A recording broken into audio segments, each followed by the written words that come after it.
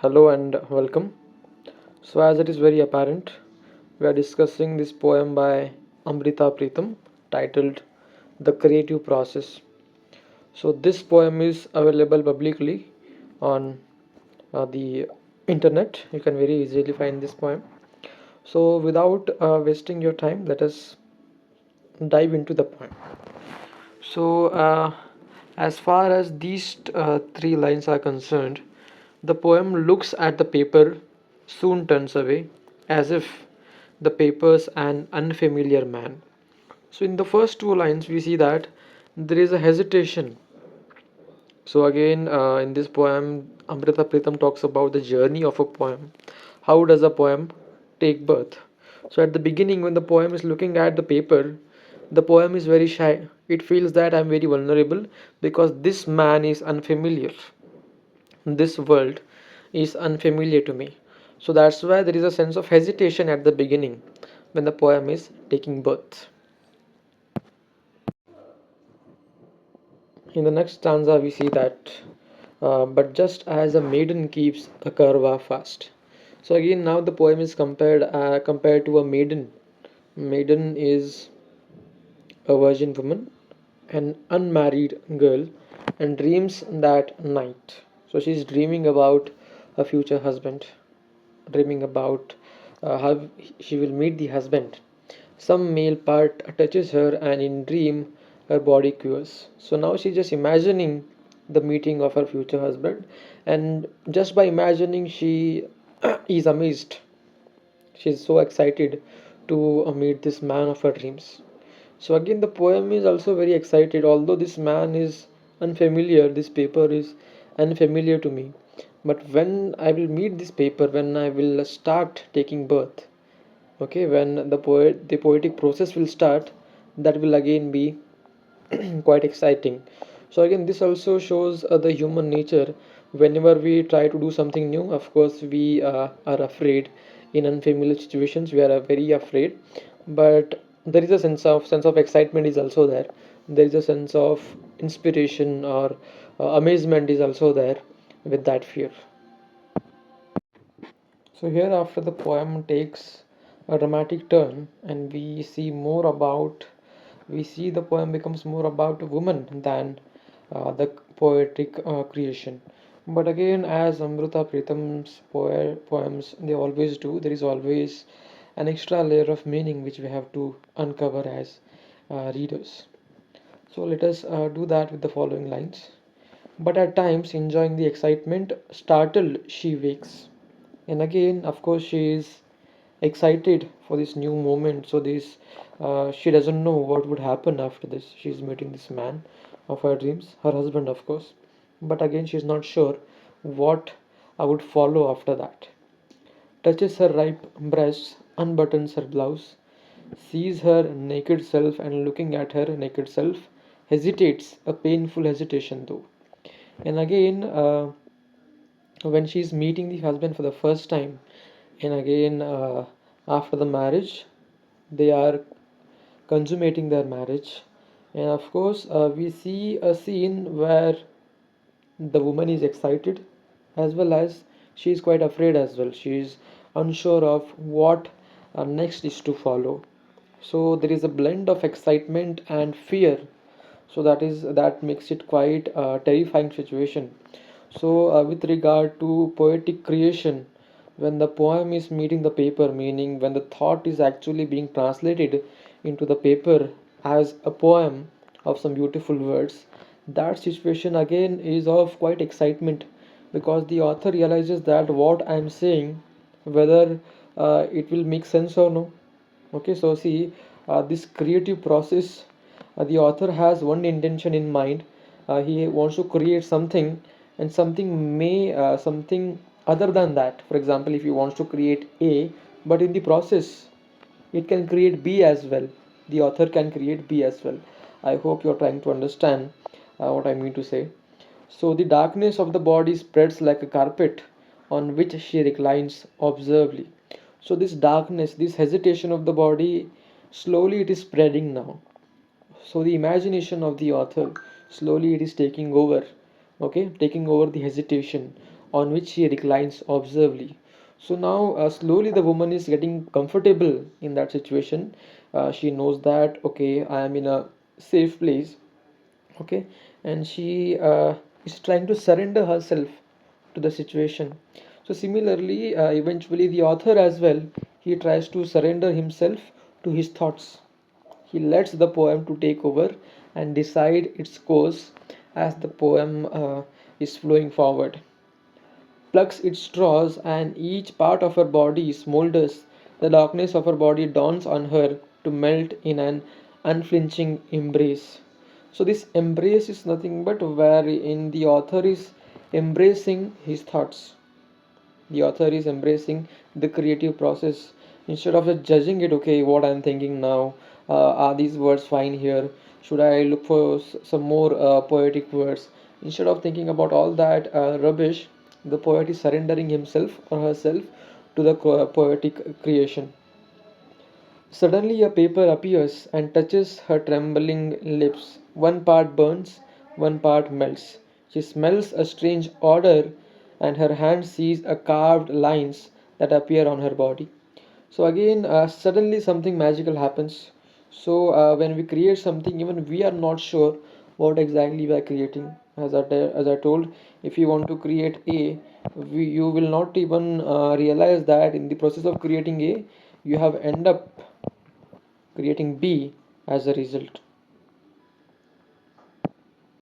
So one part burns and one part melts. So again, some parts are burning while you create this poem, some parts are burning.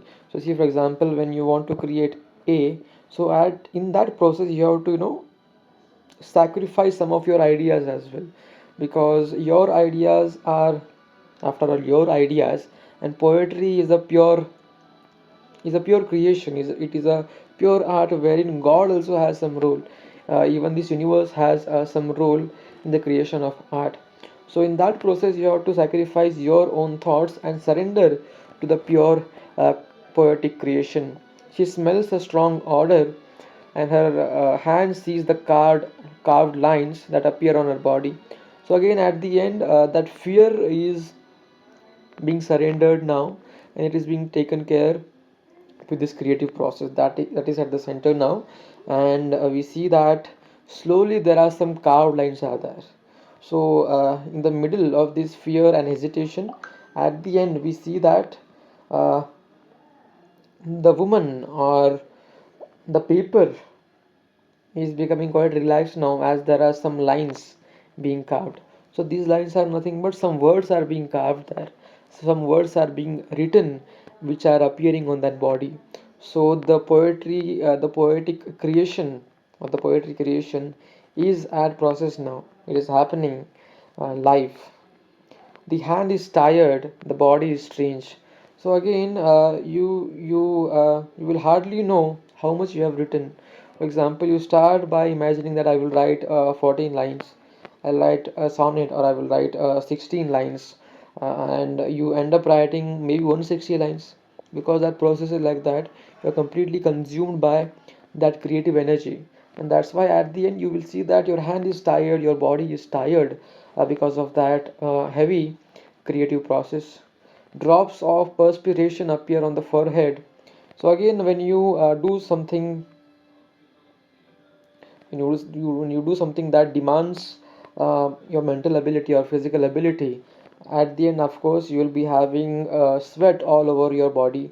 And similarly, now, as the poet must be tired now after thinking for so long and writing such a beautiful poem. He is experiencing the signs of being tired. A long line breaks, and the breath is moistened by the intermingling order of birth and death. So again, a long line breaks. So this long line, which has started at the beginning of the poem till the end of the poem, breaks after all. Meaning the poem is complete now. The poem has finally uh, been completed, and there is a breath which is moistened by the intermingling order of birth and death. So again, at the end, the poet is sighing. Okay, shh. Now at last I have completed. So with that sigh, we see that there is an order of birth and death as well. So what is this birth and death? So at the end, we see that a new poem is born now. this new poem, it has taken birth, but the imagination of the author, what he wanted to create at the beginning, that has died. At the beginning he had a creative thought, right? So that thought has died, because as we said, we want to create something and we end up creating something else. So that creative process has to be valued as much as the creator, the poet. So as if all these thin black straps are pieces of a long cry. So all these words, all these black straps, they are after all pieces of a larger poem, a longer poem, because poems are after all, they are a narrative. They try to communicate something, some emotion or some feelings of the author. Quiet and astonished, squeezed she sees. So at the end, the paper is quite amused. The poet is quite amused that it is he or it is she who has written all these lines. Because at the beginning, the poet had no idea that I would be able to write such a beautiful poem or such a quality work. Thinks of the injustice done. Some portion of her has died, perhaps like the abortion of a maiden. So again, the entire poem is, it plays like a running metaphor or a motif wherein we see that the poetry creation is directly compared with a maiden who is experiencing physical union for the first time, and it is quite new for her. Similarly, the poetic process is quite new for a new poet, right? So he is as excited as a new maiden who is consummating her marriage. Or again, this may be a reference to, having a physical relationship outside marriage as well. So nothing is confirmed over here, so it is left to the imagination of the readers. So she says that some injustice has been done there, some portion of her has died. So some portion of the author is dead. So see, for example, when you create something, you have surrendered some part of your mental process to that poem. For example, we say that a creative process, a poem is a child of the author, right? So when we give birth to a child, we are giving away some part of our body. Similarly, when we write a poem, we are giving away some part of our brain. So, our brain is, of course, made up of some ideas, right? Without ideas, without having some thoughts, the brain is of no use. So, when you write a poem, when we share our thoughts, we are again dedicating, giving out some thoughts, and again, we are some injustice has been done there, because we have given away some portion from our life, and some part of our um, thought process has died, perhaps like the abortion of a maiden. So we have dragged away some thoughts from our mind and we have left it out for the world to see, for the world to enjoy as a poem. So again, Amrita Pritam has done a beautiful job by comparing this creative process with a physical union of a maiden, which are again quite beautiful experiences, respectively. So I hope we have been able to do some justice with this poem, and I would not shy away by saying that this is a very difficult poem to understand. And what I have done is my personal opinion, and I would not say that this is the exact meaning of the poem. Nobody can say that. So this is my opinion. You try finding your own meaning of the poem, and I hope that what I have said will add at least some clarity to your answers when you write answers for this poem. So thank you so much for watching. If you want us to discuss some more poems, you can just comment them down. Thank you so much.